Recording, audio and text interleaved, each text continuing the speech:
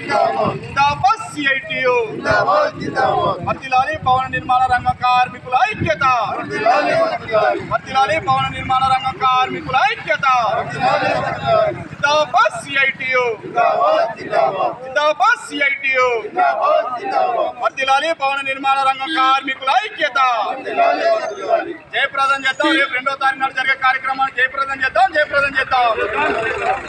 వర్ధిల్లాలి భవన నిర్మాణ కార్మిక రంగాల ఐక్యత. జిందాబాద్ సిఐటియు జిందాబాద్ సిఐటియు.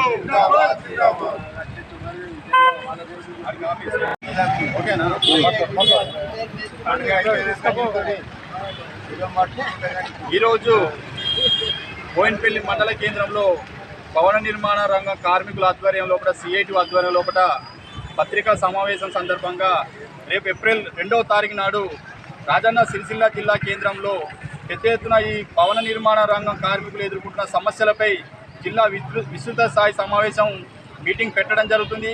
ఈ రంగానికి సంబంధించిన ప్రధాన కార్యదర్శి కామ్రేడ్ కోటంరాజు గారు సిరిసిల్ల కొత్త బస్టాండ్ అంబాభవన్ ఫంక్షన్ హాల్లో ఈ మీటింగ్ అరేంజ్ చేయడం జరిగింది.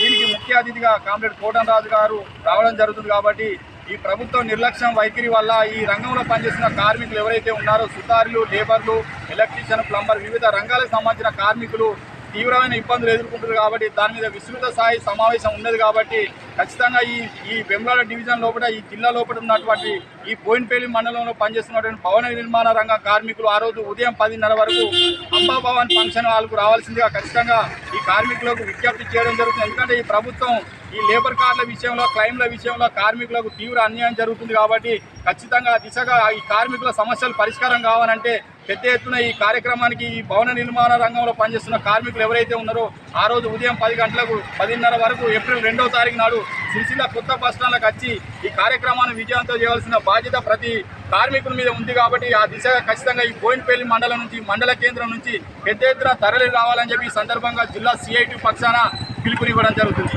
జిందాబాద్ సిఐటియు జిందాబాద్ సిఐటియు. వర్ధిల్లాలి భవన నిర్మాణ కార్మికుల ఐక్యత.